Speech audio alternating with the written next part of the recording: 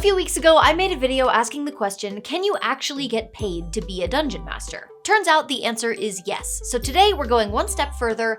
How? How much do you charge? How do you find players who are willing to pay? What do you do about problem players when they are also customers? And most importantly, how do you stop your favorite hobby from turning into a day job that's lost all its magic? If you're watching this, I'm assuming you're at least curious about becoming a paid game master yourself. So in order to guide you on that path, I asked real working GMs how they do it. And I'm ready to lay out my findings in 5 steps that you can start taking right away. But before you dive into the nitty-gritty details, you're probably all wondering the same thing. How much are we talking here? Are we quitting our jobs or just buying nicer dice? If you watched my last video, you'll remember that the average rate of pay, according to data from Start Playing, the largest website for finding paid game masters, is $18 to $20 a session per player. But there's a huge amount of variance here once you start actually talking to individual GMs. I've heard from GMs who make $2 a head for game store events to GMs who charge $50 or more. And that's not including celebrity tables at conventions, which often cost hundreds of dollars a seat, let alone luxury experiences like D&D in a castle, which cost thousands. You know, mainly because of the castle part. So how do you figure out what you should be charging? So pricing wise, I had the benefit, I live in Brooklyn. There are other places that were doing this. Like I said, there are at least 2 other game stores that are within a 30-minute walk of me that offer after-school gaming stuff. So when it came to pricing for myself, I was able to, I just followed them, looked at what they were charging, and tried to improve it slightly. This is Seth, owner of the Deliberate Myth Gaming Services. He primarily runs games for kids as an after-school program, which is brave, because middle schoolers don't need dice to be chaotic neutral. For Seth, it was a pretty obvious first step for him to look at similar businesses in his area and base his pricing around that. That's a trick you can borrow for any kind of paid game. Find people who are offering something comparable and use that as an example. Online tabletop gaming marketplaces like Roll20 and Start Playing are a good place to do research for online games. And if you plan on running local in-person games, a simple Google search for professional dungeon master insert city name should give you a strong start.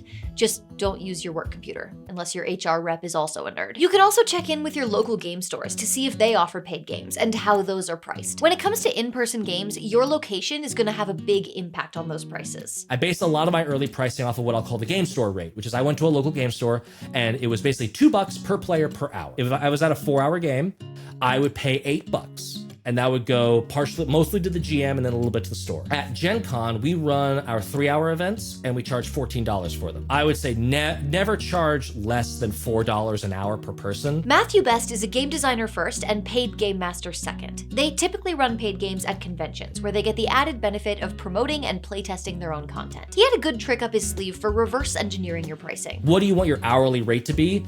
Divide that by how many hours in a session, how many players at the table to get that hourly rate. But make sure you're factoring in how much do I pay to Roll20 for subscriptions? What is my music thing that I use to make ambient music going? What are all of the tool sets that you need to pay into? And also the hours of prep that aren't in a session. You might run a 4-hour session, but there was 2 hours of prep that week that went into it. So really your hourly rate you're charging is 6 hours of work. I definitely spoke with other GMs in my area and see what their pricing is, both online and in person. How I do my math is pretty much I do minimum wage for my state plus cost of materials, and for most games, that adds up to being about $20 to $25 per person. This is ALLIE, a local game master here in Denver. She runs all in-person games, mostly learn to play for beginners, but also occasional private games for events like birthdays or bachelor parties.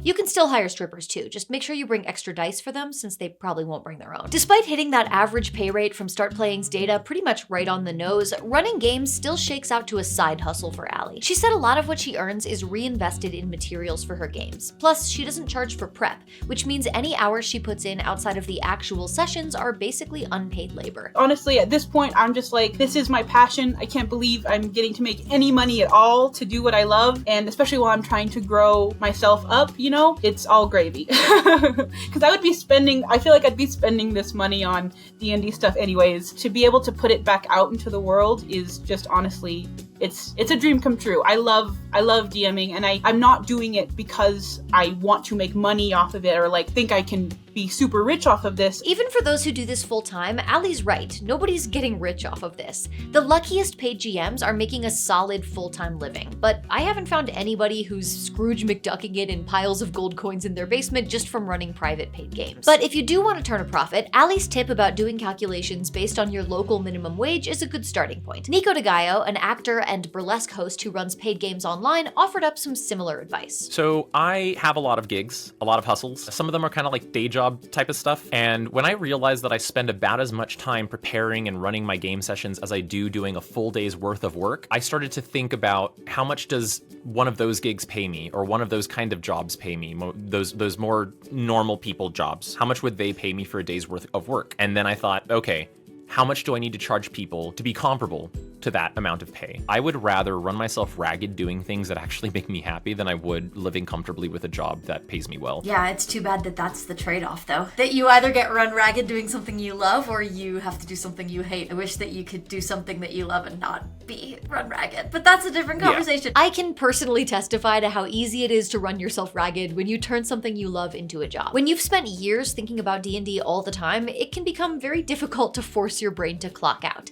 But just because you love it doesn't mean you're never gonna have an off day. In fact, Matt suggests using that as a way to gut check your pricing. If I'm paying to play a game, because this is TTRPGs, like you can have bad sessions and that's just kind of part of it. I think when you pay, the expectation is the worst that game will ever be is only so bad. Whereas with a home game or a free game, that can really range. Like, oh, I've got a migraine today. Can we do a shopping episode? Or like, no, you're paid. Like, bump it up, man. You gotta live. Make sure your rate is at a level to where you feel incentivized and valued to always deliver that bare minimum. That's where you price it at, is like, I need to be able to ignore my migraine or ignore the bad day I have. So that's step one. Figure out how much you have to be earning for this to be worth it for you.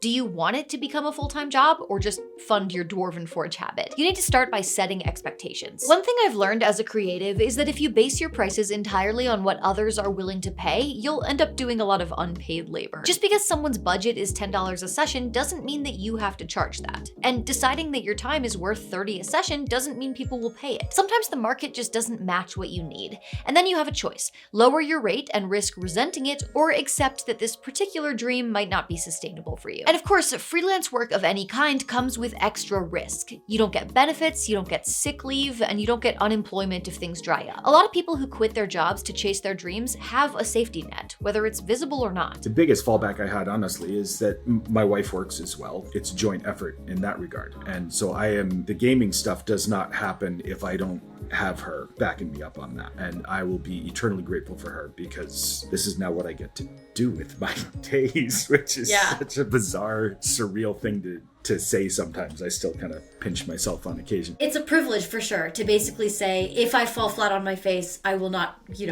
go hungry. It is a privilege, and I think it does speak to one of the pitfalls of doing it. I cannot imagine trying to do this full time if I had no safety net. Speaking as someone who actually quit a regular job to go self-employed, I recommend people do what I did. Build your business as a side gig first and only go full-time once it's already solid. I know that's a buzzkill, but somebody's got to be the responsible adult in this party. What we're talking about here is starting a business, and it takes time for a new business to become profitable, if it ever does. There is the feeling that I am getting paid to do something that I did it for years without getting paid to do so. And so that kind of means that anyone could. And so you get this weird sort of well, what's special about me? And I don't think there is anything special about me other than I am in a unique situation in life where I am able to do this in a way that other people might not. Is it something that lots of people can do? Yeah, it is something that lots of people can do. There are lots of jobs out there that lots of people can do. So the question is, are you financially able to do it? Are you in a position where you can? And do you want to do this? So we've covered what you're going to charge, but what are your players actually paying for? What are they buying? Is it the adventure, the experience, the customer service, or the right to have main character syndrome with impunity? We'll talk logistics right after today's sponsor.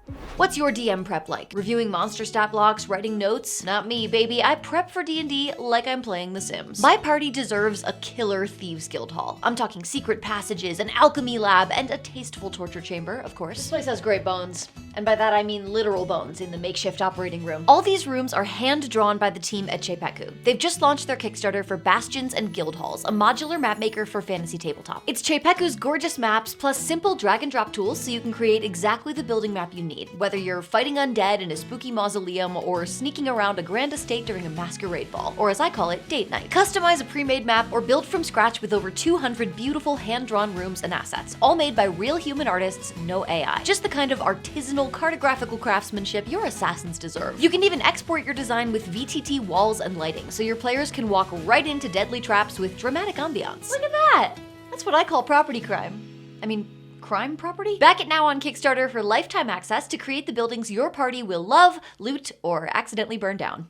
One of the biggest concerns I saw about paid GMing was that once players start paying, they'll turn into entitled customers. You know, Karen the murder hobo demanding to fireball the manager. And it's a fair question. Every community has its rotten eggs, and in a home game, if someone starts to stink, you can just kick them from the table. But what happens when they've paid to be there? If your players are also your customers, what do you do with toxic players? Is the customer always right? I will put up with a lot of stuff for me. If you are being mean to NPCs or whatever, if you're trying to be weird in-game, never to another player. Zero tolerance. I will ask you to leave on the spot. I will kick you from the Discord because I cultivate harmony in my community, and that is above all the most important. You have to keep everyone safe. It's my responsibility. And if somebody feels unsafe or uncomfortable in a situation in a game, you can think about that for years. It might ruin the whole thing. It might ruin D&D for somebody. This is BILLDOW, an online professional game master. Yes, that's BILLDOW with a B, but feel free to keep leaving comments about it. It was great for engagement on the last video. I asked him if he would refund a player that he kicked out, and he made it very clear that getting paid is way lower priority for him than keeping his table free of jerks. If someone is like, my money is important, I'm like, you can have it. There you go. It's all yours. I don't want it. The risky thing about running any game for strangers, whether it's paid or not, is that you can't really do a vibe check on the players beforehand. There's no background check for do they have an established record of making it weird, which is why step 2 is to lay down the law about player behavior right up front. I think the most important thing is either in your session 0 and just at the table before you start playing, set your boundaries. I always like to say, I don't tolerate disrespect at my table for my players or for me. The spirit of this game is collaboration. Despite running games for notoriously risky crowds like bachelor parties and teenagers, ALLIE says she's had surprisingly few problem players. But that's not just luck. She's managed to dodge most disasters by setting firm boundaries right from the start. There are certain things I'm not willing to roleplay, certain themes that I don't really want to touch on in my games that I don't think are very social or fun to play in. Like I said, it's just, you just set those boundaries, and those people who respect it are the players that you want. Honestly, most of the GMs I spoke with said that they haven't had a ton of issues with toxic players. It sounds like you're a lot more likely to get someone who's a little annoying than someone worth casting banishment on.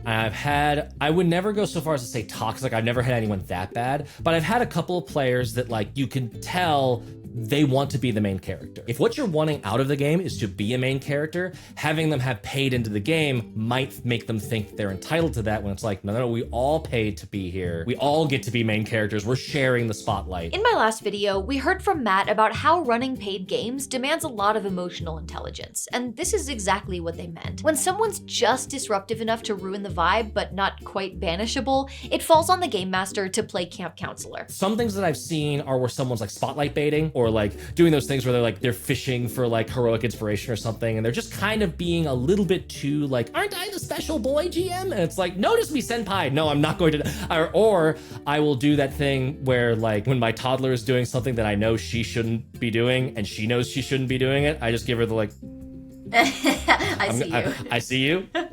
I know what you're doing, and that's the extent of the attention you're going to get from me. And like usually that tampers it down. From the interviews I did, it didn't sound like paying players were any more likely to be problem players than your average. Just like any home game, some players have bad habits, and it's up to the game master to make sure one player doesn't ruin the game for everyone else. That's why one of my essential DMing tools is my sword. For some reason, problem players get real quiet when I pull this out. I also asked if paying players expected to just win all the time, and BILLDOW said that in his experience, it was kind of the opposite. Most players who are that invested, they want the drama. If I was caught pulling a punch by one of my players, they would never forgive me. Never. But Session 0, which is the pre-game meeting where everyone talks about what the campaign will be like, isn't just for conflict prevention. It's also for teaching, setting boundaries, and laying the groundwork for your story. Basically, it's the terms and conditions of your campaign, except you want people to actually know what's in it. So how do professional game masters handle all that? I start off, I am a huge Session 0 guy with these kids. I have a whole list of like 15, 16 questions that I ask them, and a lot of it is very above board stuff. I will ask them for location suggestions that they think sound cool. I will ask them for environments. I will ask them for monsters that they would like to see in the adventure. We talk about what kind of genres you want. I'll look at all of these ideas and try to come up with some sort of possible narrative thread that combines at least one suggestion from all the players so that they all feel like they're a part of it. Seth is one of those game masters who homebrews all his campaigns, and as much as his Session 0 system is meant to get his players invested in the adventure, it's also designed to help him out. Primarily for myself, because I don't think I'm all that creative, to be honest with you, a lot of times. And so to get all of this constant influx of ideas and suggestions from the kids, that keeps my brain going, and that keeps it easier for me to come up with stuff. And like I said, the most important thing is that they feel like this is a world that they have some ownership over as well. Both game masters and players can benefit from a little group brainstorming during Session 0. If somebody's not quite sure what kind of character they want to play, this is a great time to figure that out together. Typically, we will all go around and talk about the idea we have, if we have an idea. If someone has absolutely no idea, we'll stop and we'll go through the Session 0 system, and everybody will roll on the fragment tables, and we'll find out kind of who and what we're wanting to play. BILLDOW told me that his Session 0s often last 4 to 5 hours, which begs the question, are GMs getting paid for that time too? Yeah, so the Discord server is what I use to communicate with a lot of my players in lieu of a Session 0. I find that Session 0 it's tricky because if you're going to charge people for a Session 0, then you are trying to manage the schedule of 6 people to get together to talk about playing a game, versus you could just not charge for a Session 0. So what I started doing was we would set a date, usually a few weeks in advance, and then I'd spend that time leading up to the session asking them, what kind of adventures are you looking forward to? And then I even help them choose, because a lot of them are new to the game and they don't know how all the classes work and stuff, so I kind of give them sort of archetypical roles. This passive Session 0 that Nico's talking about might be a good fit for private games, but Matt says running games at conventions is a little more complicated. Often you don't have direct contact with your players until they're actually sitting down at your table, dice in hand. My typical go-to methods are, number one, I don't run adventures at cons that I think would have material in it that I'm scared might be a triggering thing. Now, that doesn't necessarily cover, what I'll say is like, that's genre enforced. So if I'm sitting down to a game of Cyborg whose rule 0 talks about like, you will never be loyal to the capitalists, the cops, or the corpos, y'all had better all be comfortable killing corpos and cops, because that's a genre conceit. We're gonna do that. Just like if we were in a Dungeons & Dragons game, you're probably gonna go into some dungeons and you might see some dragons. This advice is gold, by the way, and I wish I'd heard it years ago, instead of having to learn the hard way that I need to be cautious about what kinds of themes are safe to include in paid games. Who has 2 thumbs and wrote an entire campaign for D&D in a Castle that centered on grief and the death of family members.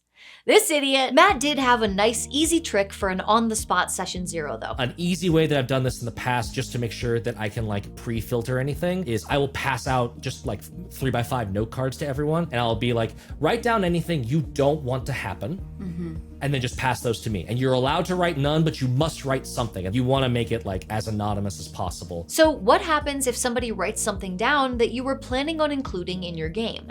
Matt says that's when you need to be ready to make some on-the-fly cuts. One time I was running a game, and I like to be like Mercer style descriptive with like, you hit like this and this happens and blah. And like I was doing that, and they were fighting zombies, and one person like really quickly, oh, pause. I can't handle the descriptions with undead. And I was like, okay, cool. And so for that whole fight, I was just like, I could feel myself going for it and then going like, all right, you killed a zombie, done. And like just moving along. Like that's a really easy change to make in the moment. Have that person walk away saying that person respected my boundaries and gave me a really fun time. That's way better than anything you could have done waxing poetic about the zombie's eyes popping out or anything. Now you've set your price and you've set your boundaries. There's no more putting it off. It's time to actually run the game. And sure, you have plenty of experience running home games. games, but there's a dollar amount riding on your performance now. So how do you deliver a game worth paying for, let alone a half dozen or more of those games every week? I have been running anywhere from 4 to 7 groups a week, between mostly the kids and then some private groups on occasion. I make an audio recording of every session that I do, especially with the kids. That's also a bit of a safety. Like, thankfully nothing has happened, but Yeah, if that makes anything sense. comes up, then I've got a fallback to be like, no, here's what happened. But the main reason I have it is so that I can focus more on the kids there in the middle of the game. I don't have to spend quite as much time writing down physical notes. This isn't just an efficient form of note-taking. It also allows Seth to listen to those recordings in order to get himself back into the world of whatever game he's running that day. Because when you're running a different game every day of the week, it gets harder and harder to remember stuff like which NPCs live in which campaigns. Monday to Friday, I run the game in the afternoon. The next day, I get up and my workday consists of listening back to the previous week's session, looking at my notes, and kind of putting myself back in the headspace of where were we, what was happening, and then kind of taking it really session by session. Seth is not the only game master I interviewed who swears by session recordings, by the way. First of all, cheat. Record your sessions and then take notes while you're listening to them. It's like putting it on easy mode. It's wild. Get consent from your players, obviously, to record, but I don't keep them or anything like that, so it's usually fine. BILLDOW told me that he typically listens to sessions while he's doing something else, like playing a video game, or on double speed, so he can get through them more quickly. Think of it like creating your own actual play podcast to listen to. But if you're doing the math and thinking that it sounds like he's still spending more than full-time hours on this job, you're not wrong. Typically 4 hours a day, either prep or watching it. So you would spend, say, 4 hours doing prep or review for a day on which you would have 2 games, for example. That's pretty typical, although I do a lot of binging, so I will prep 12 hours all at once. And then I've prepped 6 games for the next 3 months. Yeah. Right? Because I'm setting up maps, I'm writing scenarios, I'm trying to figure out what's happening with who. As someone who treats my anxiety primarily with color-coded spreadsheets, that kind of campaign management sounds like my personal nightmare. But BILLDOW's not the only one thriving in chaos. Apparently some GMs just vibe their way through. There are times where I can't think of anything else besides the next session. I am so excited about the next session. I keep on coming up with these really cool, or ideas that I think are really, really cool. And so I start doing all this prep for it. And then there are other ones where I get it in my head, I have to prep. And then I sit down at the computer and I'm like, why can't I think of anything? You're not like a spreadsheets and regulated systems GM. You are like a follow my heart into the wilderness of creativity GM. Oh yeah. 100% follow my heart into the wilderness of creativity. It doesn't really matter how you prep or where you find the time, as long as you're ready by the time you sit down behind the screen. Of course, all 3 of those game masters we just heard from are running fully original campaigns. That means their prep is going to look fundamentally different from game masters running modules, because yeah, you can absolutely get paid to run pre-written games too. Always add a little bit of my own flair with them, of course, as any GM does. But yeah, I like to stick with Wizards, Kobold Press, other associated things like that, because I think they can also be easily resourced out to those players who are potentially interested in running games themselves. ALLIE mostly runs one-shots to teach beginners how to play, and she loves that if her Icewind Dale one-shot group has a great time and wants to keep going, they can just grab Rime of the Frost Maiden and pick up where they left off. And since she's run these modules plenty of times, she can spend her prep not on reading the adventure, but on tailoring the story to her players, and putting together fun props and terrain. At the start of most campaigns, when I'm still at that we're just dating and getting to know each other phase, that's when I'm using pre-written adventures. And they're usually one-shots, and they're not even always necessarily officially published ones. A lot of times they're third-party content. It is once I get to that all right, I think I like this person, we're in the talking phase, that's when I start making original stories. That's when I go, okay, now it's time to really put my heart in it. I don't need somebody else to tell me what story to tell for you guys. We're going to tell a story together about your characters. The bottom line is, whether a campaign comes from the pages of a book or the murky depths of a GM's overworked brain, the goal is the same: give players a great experience. And that goes for the game system too. In the last video, we learned that while 5th edition D&D is definitely the big one, it is not the only one. In fact, running a different system can actually be a selling point. So if you're running events for Gen Con, you can ask for what's called wishlist data, which basically says after everyone's bought that initial round of tickets, you can say, hey, what was the wish list data for all of my events? How many people wanted this event and couldn't get in because somebody else got that ticket first? And For Cyborg, after the fact, I realized that there were only 16 Cyborg events in the entirety of the convention, which is wild to me. We were 3 of those. So there were only 13 events for Cyborg that weren't us. And when I looked at the wishlist data, there were like 80 people that did not get into those events, but would have gotten in. I am genuinely of the opinion that like, yes, 5e like takes up a lot of space in the conversation, in the market, and there's plenty of people that want to play that game. The people that want to play the games that aren't that are ravenous. You cannot satisfy them. No matter what system you're running, the bar for quality is just higher when money gets involved. There are plenty of things that players will tolerate in a home game, but not in a game that they paid for. What quality actually means varies by GM. For some, it's miniatures and terrain and immersive props. For others, it's subscriptions to every map maker and soundboard known to man. And for a few, it's putting on live, Oscar-worthy voice acting performances for an audience of 6. There's no single recipe for a great game. Honestly, if you're even thinking about getting paid to GM, that's probably the one part that you already know how to do. So I won't be too annoying and say, step 3, run a great game. I'll just be slightly annoying and say, step 3, figure out what a great game looks like when you're the one running it. By the way, if imposter syndrome is rearing its head right now, you are not alone. When I say that you already know how to run a great game, I am not saying that you have to believe you're the best game master around in order to become a professional GM. But I think if you're honest with yourself, you probably know the difference between being incapable and being insecure. Because every DM I've ever met that's not getting paid is like, well, I don't think I'm good enough to get paid. When they're absolutely running a 5-year-long campaign where everyone's backstory is in corporate, like they're doing the most and are very good. And then they're just like, no, I don't think I'm good enough to do it. It's like, no, you should probably try it. If you're making your whole life this, just give it a try. I think still today I have imposter syndrome about it.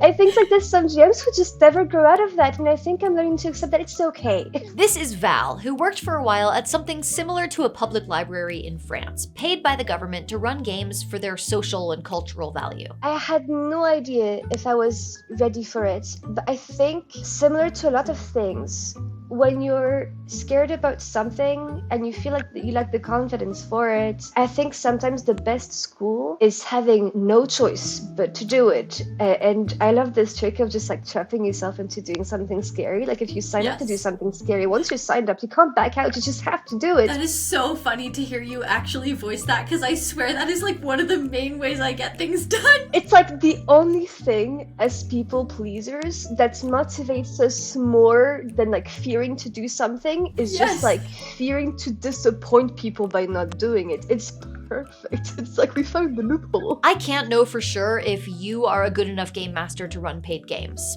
I'm in the TV. I don't know who you are. But I think your players know, and I'll bet they've told you.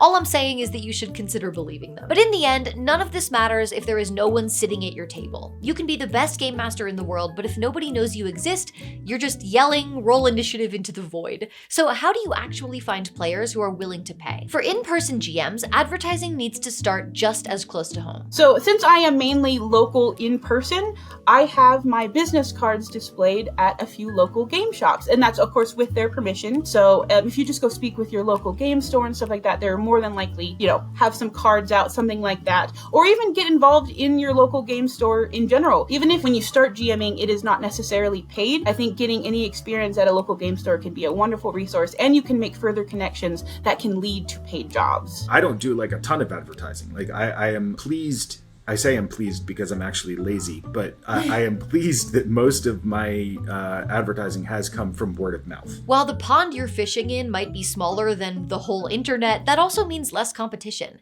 There are only so many professional GMs running games in Denver, which gives ALLIE a solid shot at being the go-to dungeon master for Denver players. Likewise, running games at conventions means you've got a built-in audience and free advertising through the event schedule. People show up ready to play games and boom, there's your table, right there next to the food court selling $18 hot dogs. I put all my events into the system and then they get filled up. Or they don't, but like I've been always shocked and amazed at how fast our events fill up and sell out. Every year I think, oh, I've priced myself out, or I'm offering too many tables, there's not gonna be enough interest. Every year there's plenty of interest, we sell out most of our tables. When you're promoting online games, advertising becomes a lot more important. There are thousands of game masters on sites like Start Playing and Roll20, and even though plenty of players are out there searching for games, demand isn't so high that everyone fills their seats. According to my interviews and research, there There are three main ways to find players for online games: marketplaces, communities, and social media. The biggest marketplace for paid GMs is Start Playing, though Roll20 also has its own looking for group system that includes paid listings.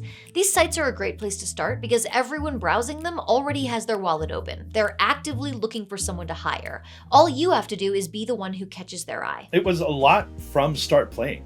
It is one of the best recruitment tools I've ever seen. And it's weird how literally 3 words in your ad copy can change the amount of recruitment you get. Like if it's too long, people won't read it. If it's too short, they'll think that you don't put effort into your games. The thumbnail is huge. If you have AI art, I will skip your game immediately, right? Because it immediately that says to me it's a specific type of game. You know what I mean? And I'm not trying to be an asshole about it. Like that's a red flag for me. No, you can be an asshole about it. For some game masters, that's all the marketing they have to do. Just create a great listing with an eye-catching image and a description that really captures the kind of game you're running, and the players will come to you. But if that's not enough, you can always try to reach people within their own communities. If I were doing paid GMing as like my primary thing, what I would really focus on, if I wasn't getting enough natural engagement off of Start Playing or Roll20 where they have those marketplaces, I would focus on things like Reddit and Discord. I would make posts that are looking for players in those like communities that are specific to the game. So like Fabula Ultima, for example, has a Discord server that has a very booming looking for group forum channel. The key here is to make sure that wherever you're advertising is okay with users soliciting paid games. The last thing you want to do is get banned from a Discord or a subreddit for not reading the rules. Of course, there's one more popular way to promote your games, although it is definitely not everyone's cup of tea. I'm talking about social media. Unfortunately, we no longer live in the era where you could just post, "Hey, I'm running a game" on Instagram and actual humans would see it.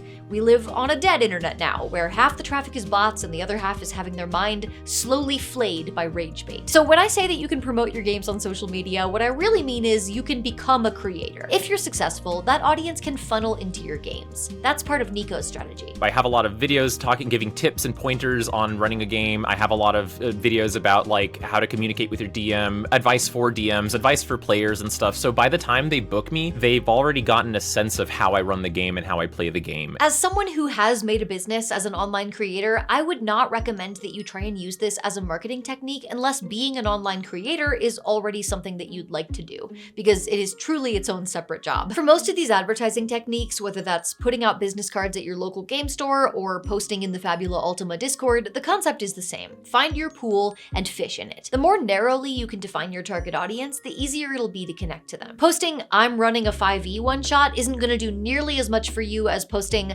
"I'm running a 5e one-shot" where your characters are all minions trying to stop a band of adventurers from getting through your dungeon and destroying your boss's soul jar. Be specific about what people can expect from your game, and not only will you have a better chance of finding players, they'll also likely be a better fit for your game. If this is starting to sound like a lot of work, yeah, that's freelance for ya. Even the dreamiest of dream jobs can start to suck if it burns you out. And if you're not careful, you could permanently damage your relationship to a game you love. You probably know the answer by now to the question, can you be a paid GM? The next question is, should you? When I charge for games, my mindset is a little bit different than when I am just running it for my partner and friends. I feel like I am more of a service provider. I am here for my players. You do get into like, this is a work mindset. Like you can have fun at any job, but you want to be very present. There is that expectation of service and that you are going to be like the leader and in charge of everything. It certainly made me value my home games a lot. I had moments where I think I had to brace myself before those games, and eventually it always turned out okay. And it always just turned out to be fun, but I always braced myself before those games of almost as if I was getting ready for okay, this is a 2-hour running marathon thing, okay, cool. But yeah, it takes a lot of energy out of you. Every game master I spoke to agreed that running paid games feels different from running home games. You are constantly aware that you're providing a service, and it colors every part of the experience. You know that thing where we talk about how the game master is a player too? Well, in this case, you're kinda not. There's this thing that I really like a lot, which is thinking that as the GM, you're not always just responsible for everyone having for everyone's fun at the table. That's everyone's duty, right? I'm a really big partisan in putting more responsibility in the players' hands and just telling them you're also here to engage other players and to just reflect with each other. But in that case, it's a bit less true. Yeah. It really is your job as the GM is to just like fully engage and to be responsible for all of that. And that can be a lot on your shoulders. I am not a professional game master. I've run a handful of games for pay, but I should not be considered an authority on it. But I did turn my hobby into a career, and there are definitely pros and cons. On the one hand, a lot of my work is really fun. I love making stuff, I love being creative, I love having control over my workday. But on the other hand, running a business is extremely difficult and requires a lot of work that is not fun at all.